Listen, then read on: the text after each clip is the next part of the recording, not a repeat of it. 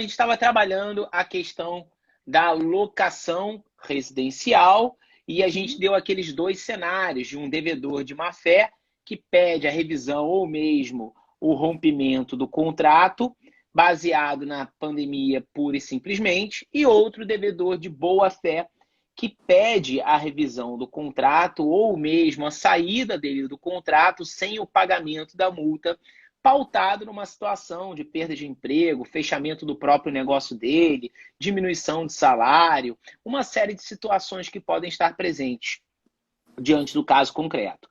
Então, é preciso que o juiz, no momento que haja esse peticionamento, o juiz, ao receber a petição inicial com pedido de tutela de urgência, não fundamente a sua decisão interlocutória pura e simplesmente na situação pandêmica, que ele busque a real prova das partes ali para que ele possa fundamentar a decisão dele, que, como eu disse, passível de um agravo para que o tribunal, né, se debruce sobre a situação concreta. Eu sim sustento a possibilidade da revisão ou mesmo do rompimento do contrato quando as partes não chegarem a um acordo, desonerando a parte devedora do pagamento de uma multa contratual, a cláusula penal, que é essa média aritmética de antecipação de perdas e danos, justamente porque não foi o devedor que deu causa à situação. A situação é a pandemia de impacto mundial. Então, aquela base contratual, ela acaba sendo rompida a um desequilíbrio por uma situação diante de uma superveniência que pode gerar, não estou dizendo que gera, mas que pode gerar, inclusive, uma onerosidade excessiva entre as partes.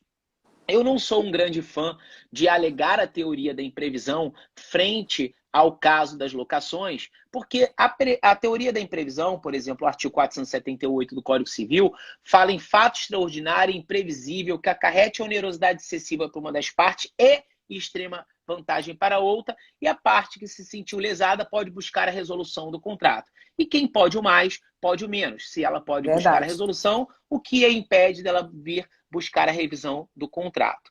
Nós, recentemente, passamos por a MP 8881, que converteu na Lei da Liberdade Econômica, a Lei 13874, que dá autonomia, bastante autonomia, para as partes negociarem. Ocorre que essa lei, nesse meio do caminho dessa situação pandêmica, ela perde força. E há necessidade, sim, do judiciário ou das partes, eu sempre entendo que o acordo é o melhor caminho, ou das partes buscarem uma autocomposição aí diante da situação concreta, sem que venha a colapsar, porque, ouso dizer, o judiciário passará por um colapso de tantas ações que nós vamos ter. Evite o colapso diante do judiciário. Então, a gente tem um negócio jurídico processual que pode ser utilizado, as partes podem chegar a um bom acordo, claro, se valendo sempre de advogados para auxiliá-las ali, ou mesmo um advogado para ambas as partes, e aí realmente chegarem a um acordo. Então, eu enxergo a possibilidade da revisão e condeno essa conduta que caminha pela má-fé e não pela boa-fé desse devedor que alega pandemia justamente para um rompimento do contrato ou mesmo de um pedido de revisão do contrato. Eu já peguei situações no meu escritório em que grandes negócios, por exemplo, eu peguei agora uma rede de academias que pediu um desconto para o locador. O locador é meu cliente, ele é dono de um único imóvel, é uma locação altíssima, uma locação de R$ 38 mil mensais, mas o único imóvel dessa pessoa é um valor alto, concordo, é indiscutível isso, porém, essa rede de academias, ela não sofreu nenhum prejuízo financeiro, até porque, na grande maioria dos 100% do contrato que ela, dos contratos que ela realiza, 90 e poucos por cento dos contratos dela são contratos trimestrais, semestrais ou anuais, ou seja, aquele consumidor continua pagando aquela academia.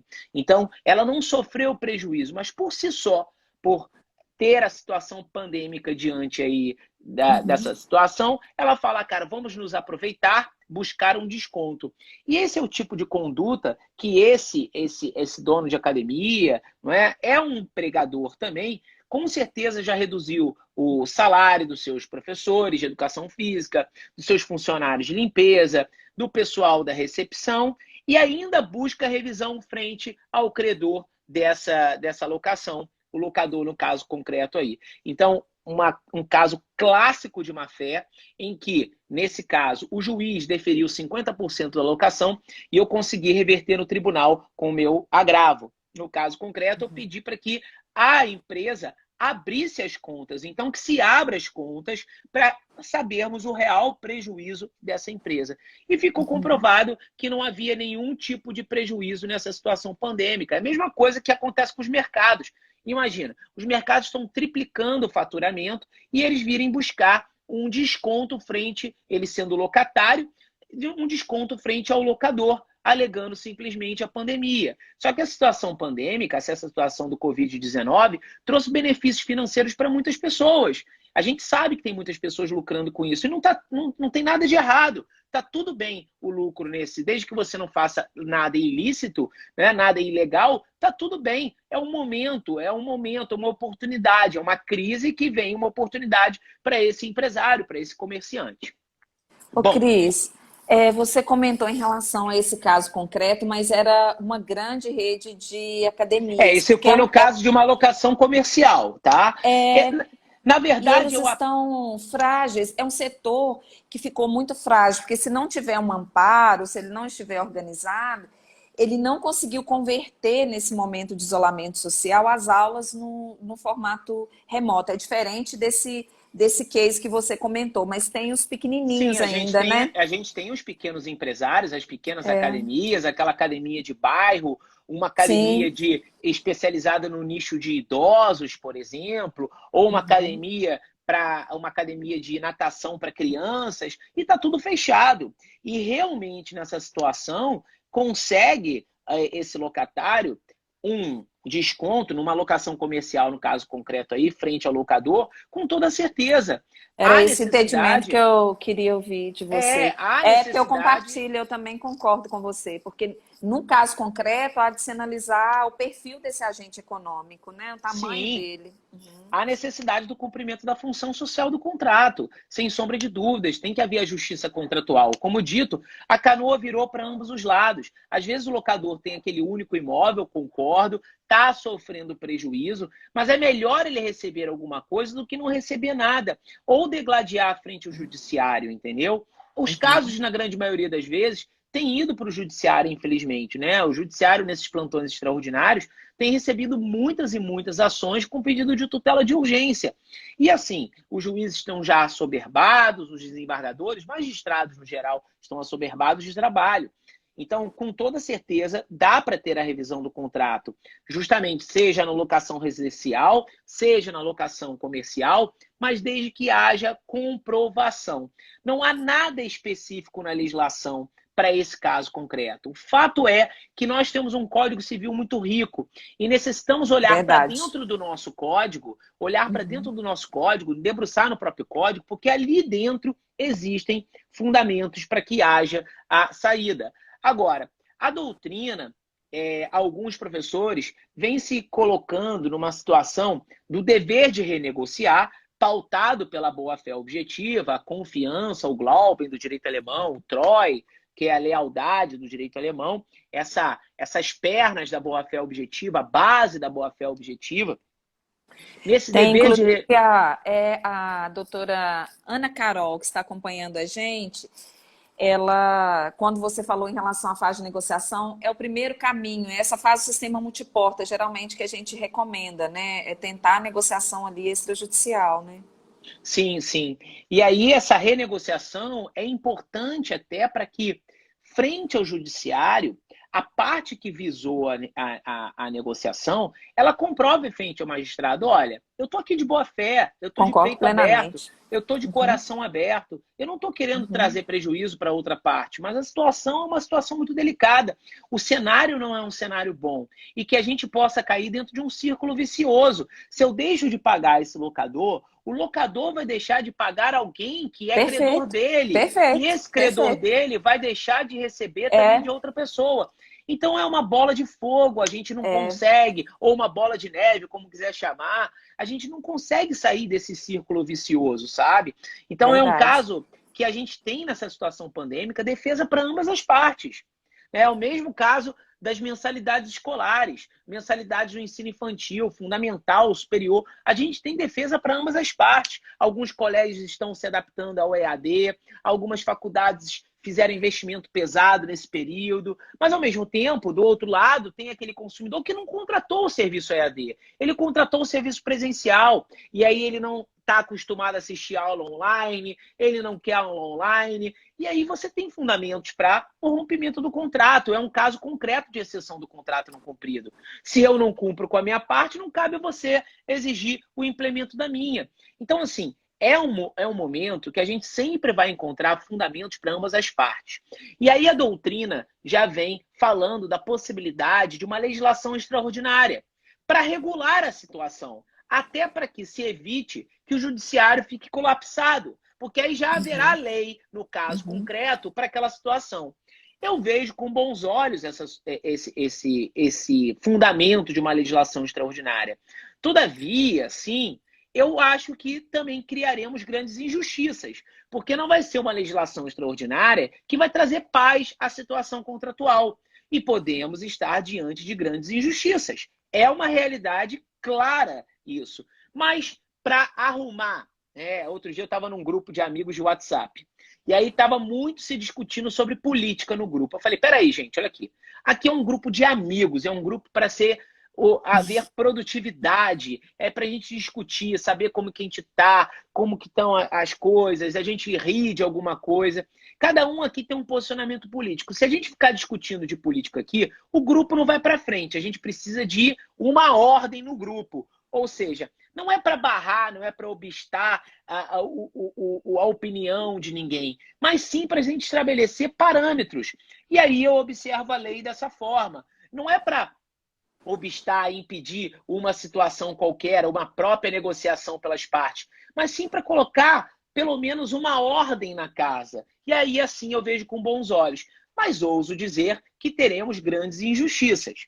Em síntese, a gente vai poder sempre buscar a revisão do contrato? Sim, desde que haja evidências para que seja cumprida a função social do contrato. Afinal de contas, por exemplo, o artigo 421 do Código Civil, que falava da liberdade de contratar antes da Lei 13.874, a Lei da Liberdade Econômica, que foi alterada pela liberdade contratual, não é? E a liberdade contratual, ela sempre tem que ser analisada de acordo com a função social do contrato.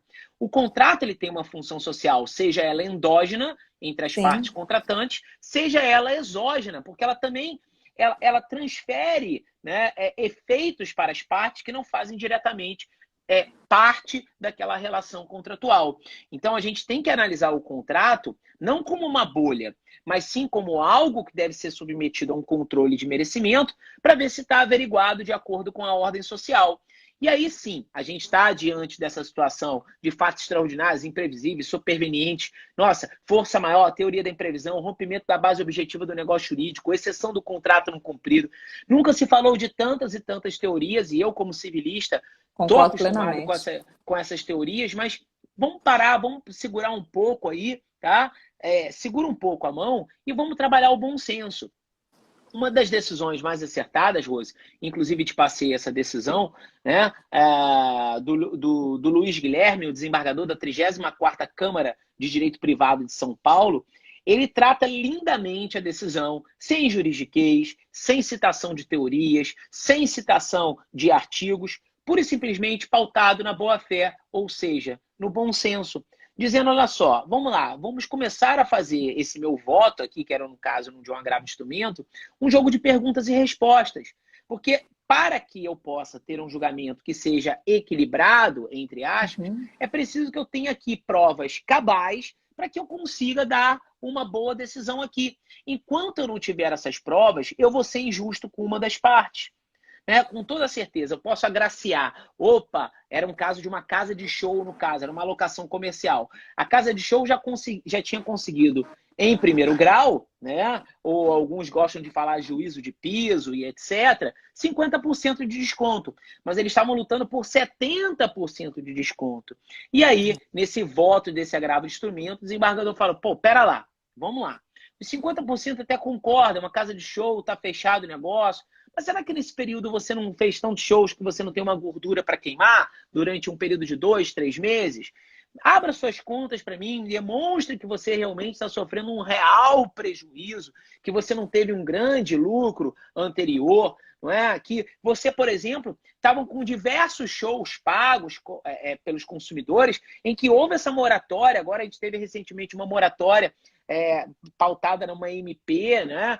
Dizendo, se eu não me engano, se é 948 ou 950, é tanta MP hoje também na minha cabeça, que diz que os espetáculos, casas de teatro, terão aí uma moratória, né? E também já se fala na possibilidade de uma legislação que trate de uma moratória ampla. E aí eu discordo, tá? Eu discordo porque a moratória ampla é algo que causa muita incerteza, não é? Muita incerteza mesmo a todas as espécies de obrigações, amiga.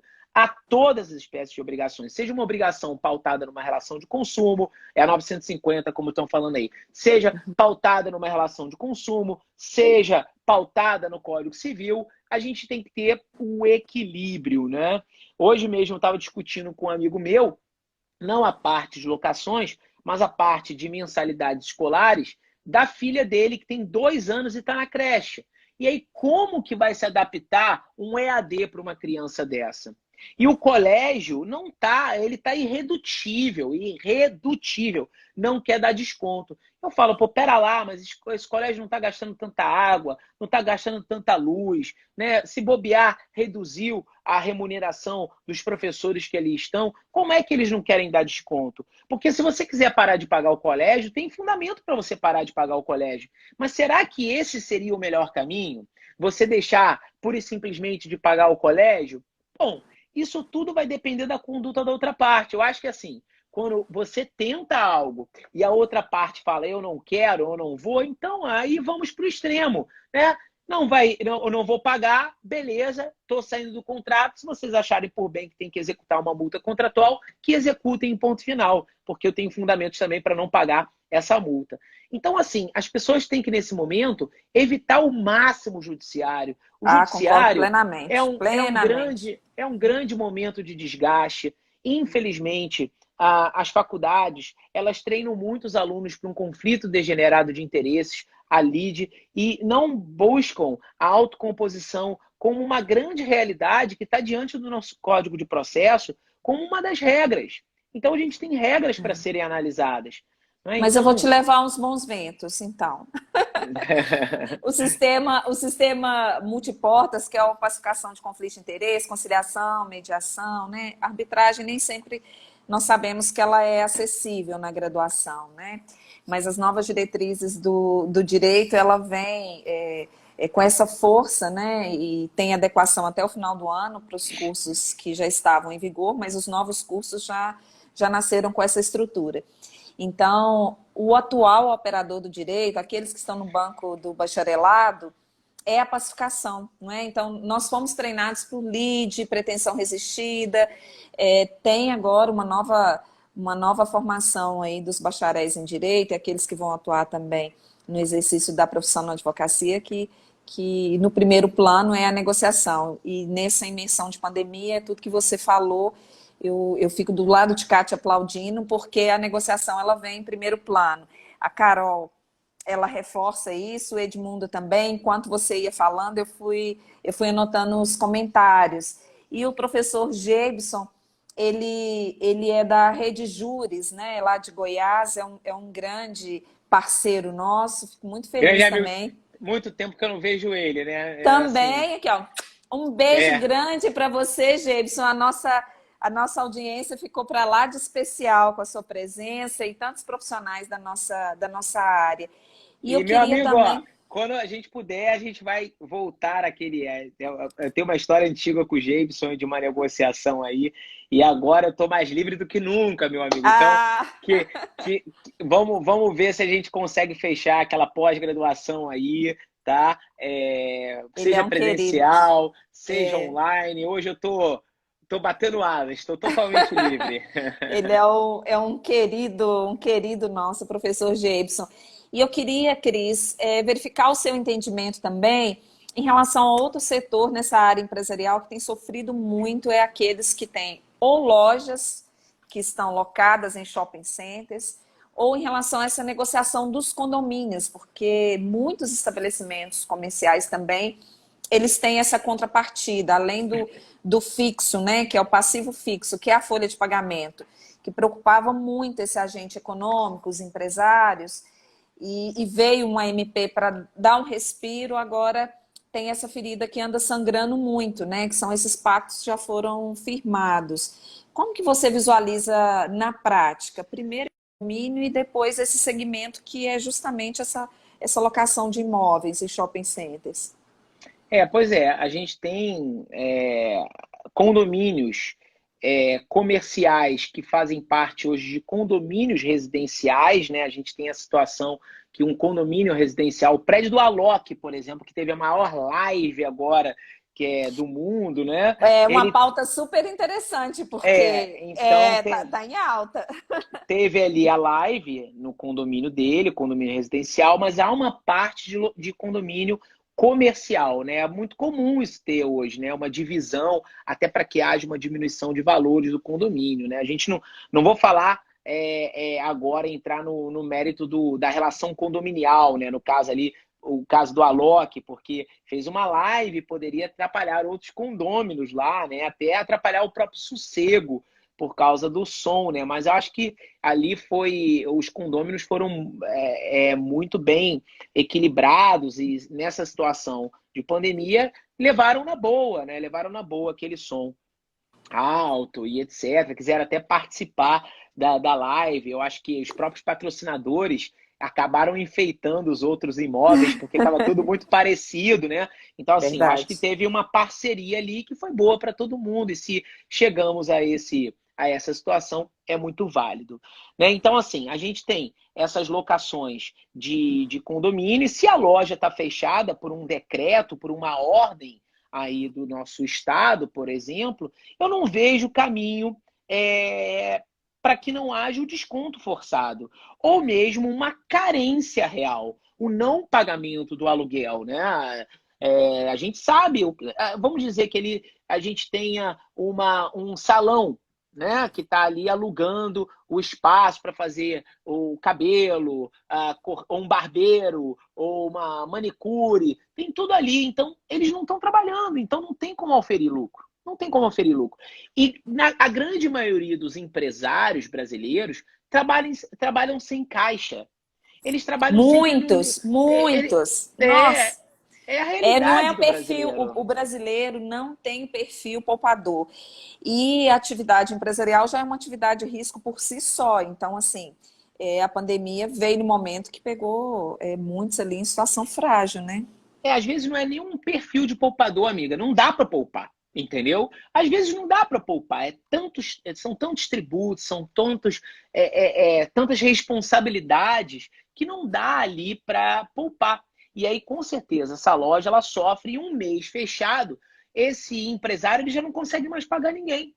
Ele não consegue mais pagar ninguém. Aí ele vira para o locador e fala: meu amigo, eu queria pagar para você, só que não tem condição de pagar.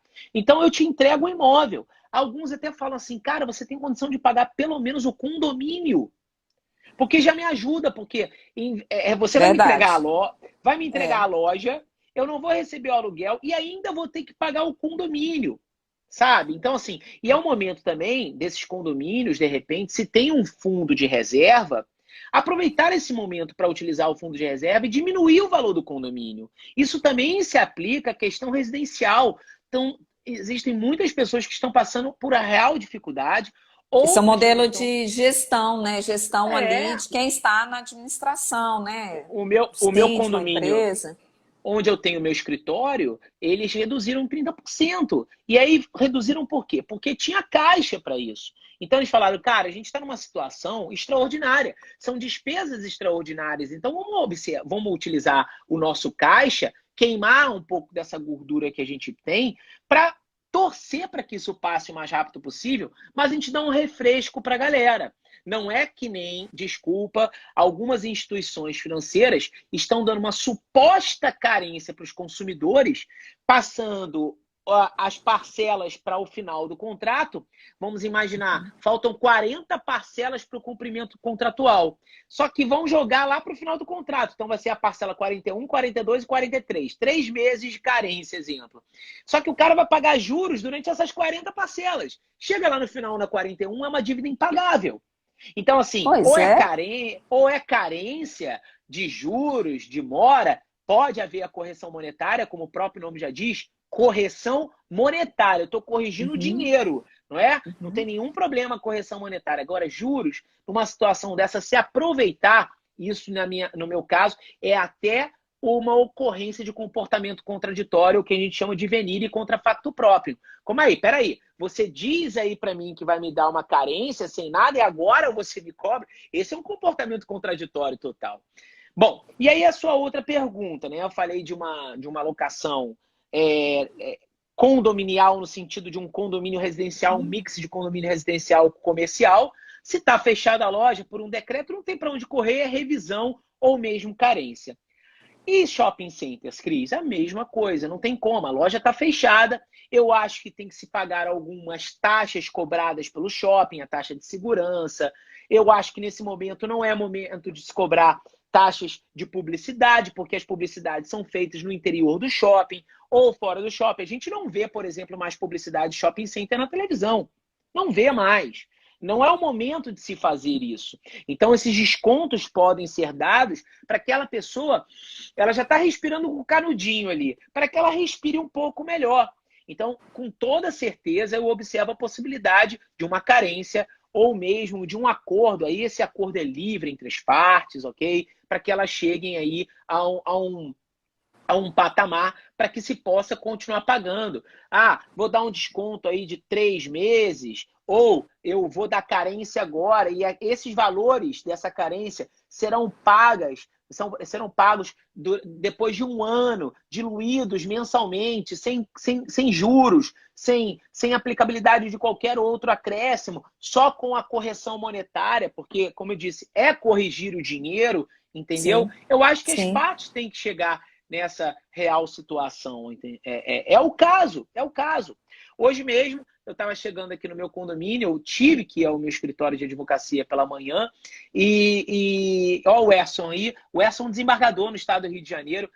Beijo, meu amigo, fica com Deus. Está no nosso congresso, agora depois eu falo, ó, o momento é de boa-fé, empatia e cooperação negocial, com toda certeza. Falou a gente tudo. a gente tem até as funções da boa-fé objetiva, né? A gente tem a função interpretativa, a gente tem a função controladora ou limitadora e a função integrativa, que é o cumprimento dos deveres da obrigação principais e também os deveres anexos, como o Erson falou. O dever de cooperação é um dever anexo à boa-fé objetiva. Quando você deixa de cooperar, você viola o que nós chamamos na doutrina de violação positiva do contrato, a fratura do contrato. Então, assim, as partes, elas chegam a um momento em que uma delas realmente, ou ambas, estão numa situação de fragilidade, de vulnerabilidade. Então, esse é o momento, sabe, de se analisar e as partes chegarem a esse acordo. Não tem uma regra específica, ou é isso e ponto final.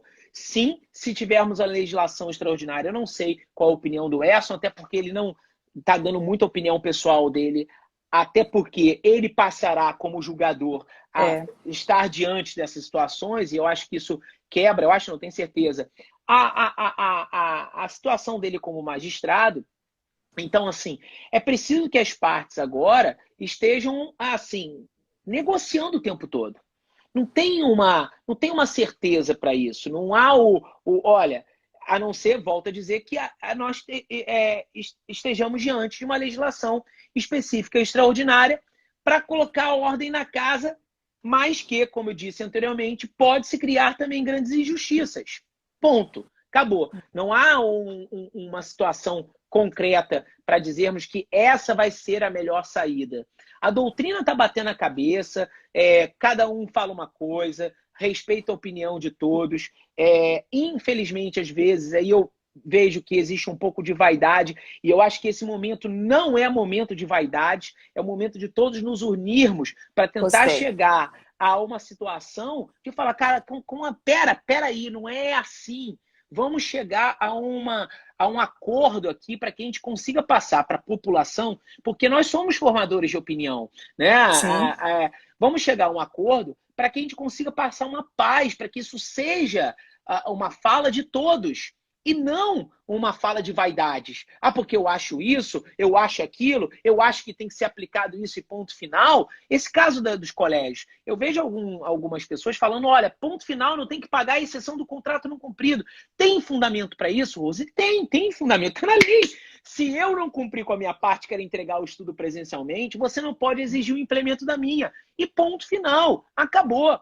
O Código de Defesa do Consumidor, quando ele fala de base objetiva do negócio jurídico, lá no artigo 6º, inciso 5º, precisamente na segunda parte, ele fala de fato superveniente, ele fala de onerosidade excessiva. Ele não requer, por exemplo, extrema vantagem para outra parte, como a teoria da imprevisão destaca. Então já temos aí uma diferença. Só que alguma das partes entende que tem que ser falada da teoria da imprevisão, a outra fala do rompimento da base do negócio.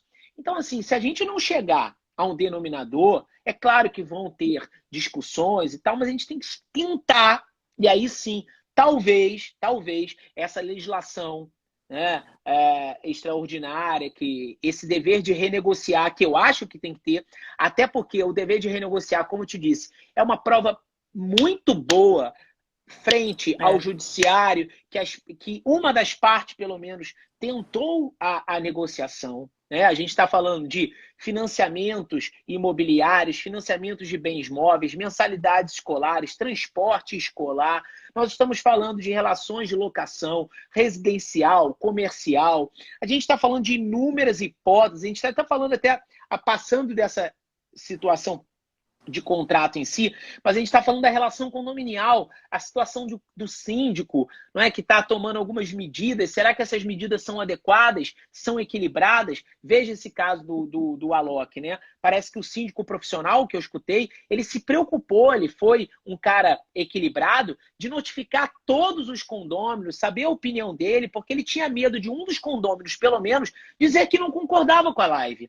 E aí sim, nós estaríamos ferindo o sossego, como eu te disse. Então tem que se buscar o máximo, tentar O equilíbrio, aí. né?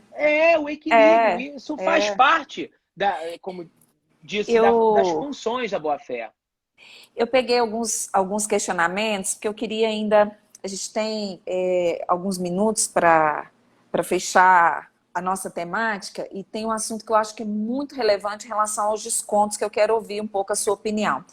E aí a Tati, ela compartilhou nos questionamentos dela, falou assim, olha, muitos trabalham realmente com capital de giro no mês, que é a área empresarial, é a área que eu atuo, né, na prática, e eu concordo plenamente com ela. Esse momento da crise em pandemia é um momento excepcional. Nós não esperávamos vivenciar uma fase dessa, mas muitos empreendedores realmente já passaram por um momento de crise antes dessa fase e eles estão ali persistentes, né, na atividade econômica deles. Então, crise econômica, crise financeira, a própria crise patrimonial, e aí a gente tem a Lei 11.101, que é a lei tanto de recuperação judicial como a lei de falências, que ela trata isso. E tem um projeto de lei, como você comentou, do 1179, também tem um 1397. Esse projeto de lei, ele traz uma nova estrutura para a lei de recuperação e falência. E o CNJ montou também um grupo de juristas renomados, especialistas também, porque nas capitais nós temos varas especializadas em recuperação e falência, mas no interior geralmente não. Então o juiz ele é competente ali para a área civil e ele acaba absorvendo essas demandas. Preocupados com isso, esses juristas que têm notório saber jurídico nessa área de empreender nesse momento de crise, eles lançaram uma recomendação, a recomendação número 63 do CNJ, ela está em vigor para unificar os entendimentos. E esse projeto de lei, se ele virar um MP, Cris, ele vai entrar em cena, pelo menos flexibilizando ou suspendendo algumas ações judiciais, igual, por exemplo, o próprio despejo, dependendo da ação de execução, para ter esse momento de respiro, né? Então, a Kerley, quando ela fala que realmente esse momento de crise já estava lá, vem esse confronto do nosso debate e o seu entendimento.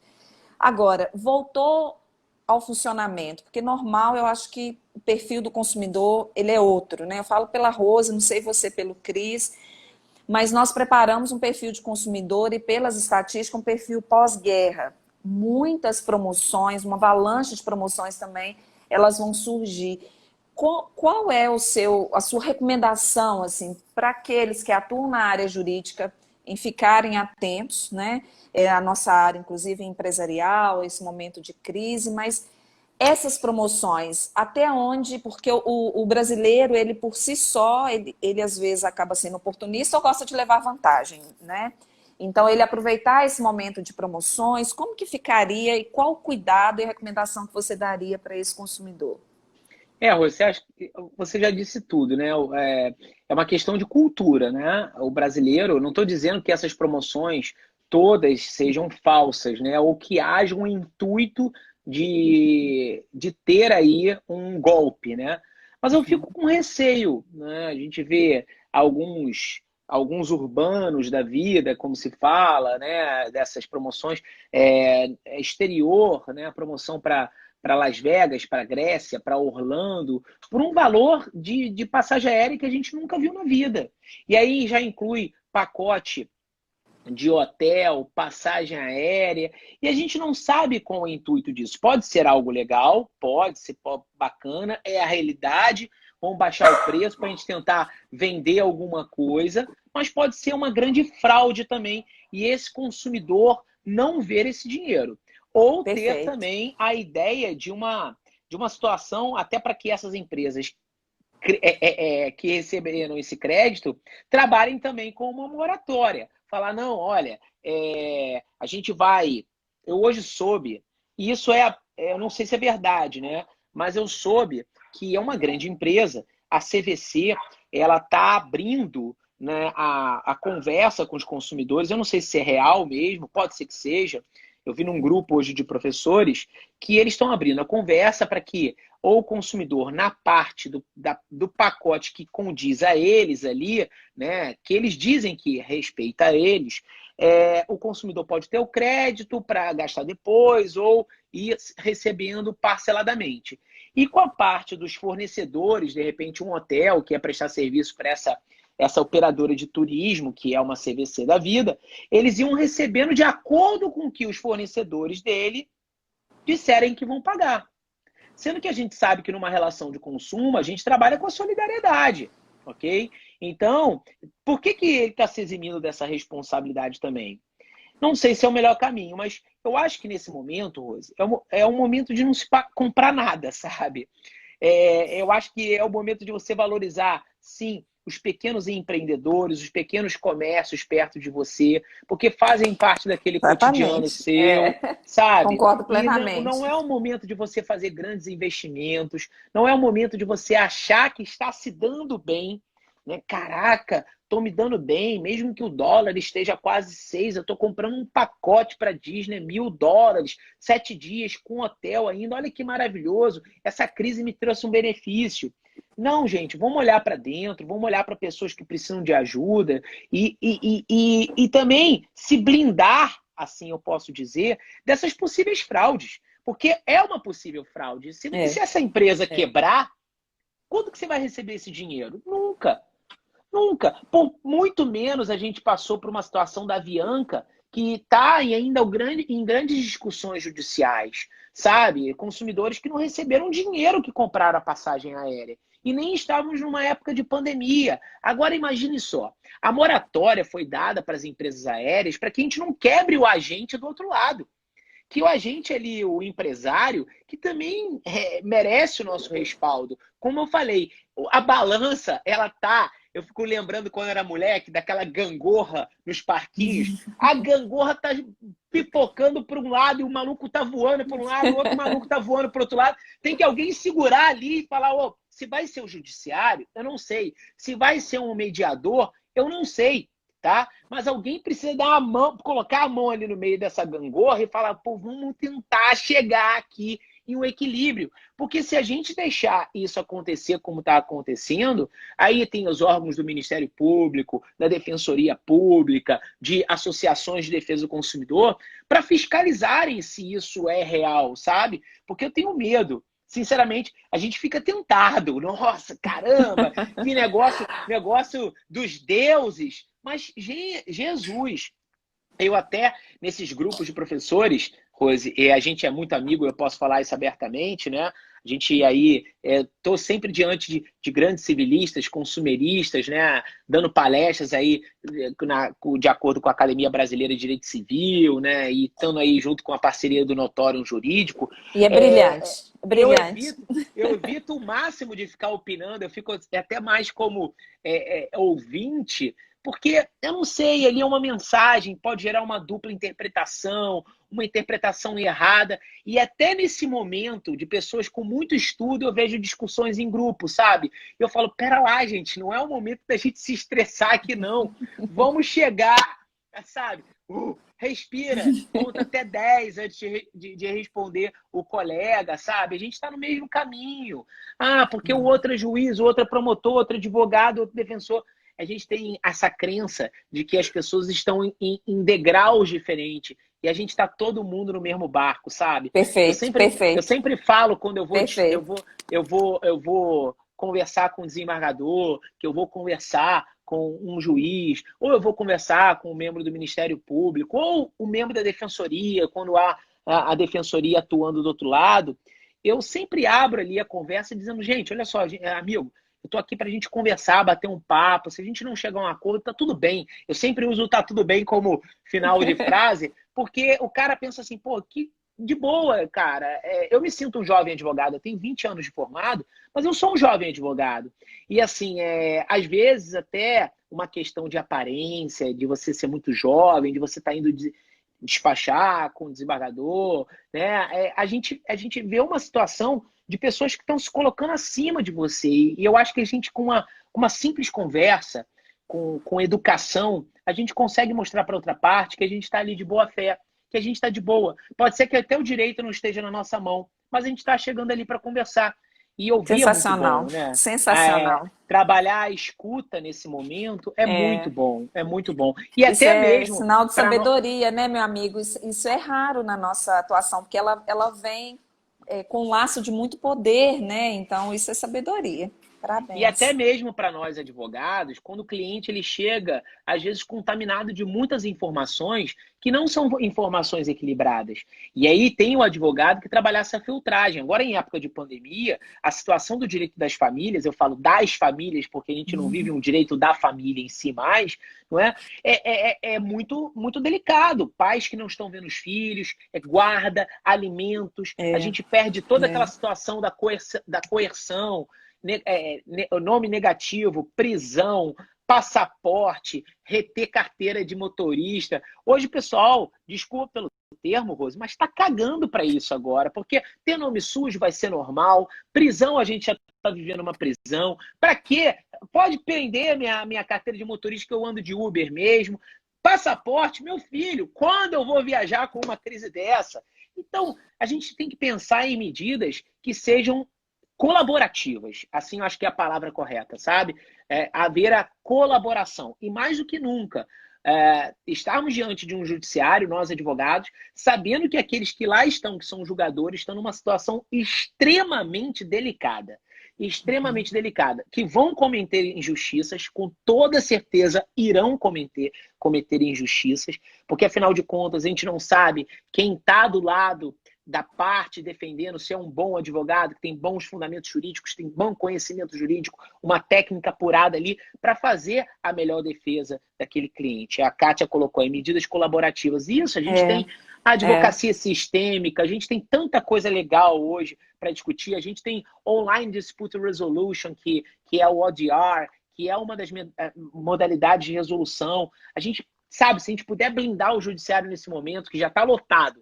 Na minha época, a gente falava que a gente empenava as prateleiras do fórum. Hoje a gente vê muito processo eletrônico, que nada mais é do que um acúmulo de PDFs, né? Um acúmulo de PDFs, que ali de digital não tem mais nada, que uma vez escaneado aquilo ali, já deixa de ser original à prova, né?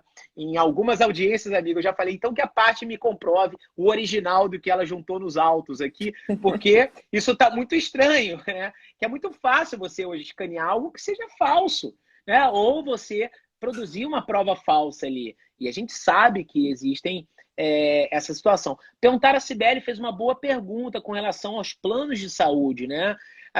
Eu sempre sou um defensor que as obrigações não sejam suspensas de forma alguma. Até porque a gente vai passar com toda certeza pela escolha de Sofia em algum momento. Se aqueles que passam por situação desafiadora financeira vão falar, cara, esse mês eu pago o plano, outro mês eu pago o colégio, esse mês eu pago. E a gente tem algumas regras no plano de saúde que não podem haver a suspensão e aí inadimplemento durante um período e etc. Que a gente não vai entrar aqui, que a gente não vai discutir a 9.656 agora, por exemplo, que é a lei de plano de saúde. Ou também não podemos confundir que existe plano de saúde, seguro-saúde, alguns outros tipos de contrato que a gente tem na prática aí para ser analisado, né? E alguns casos que são planos de saúde, que são de autogestão, que nem se aplica a relação de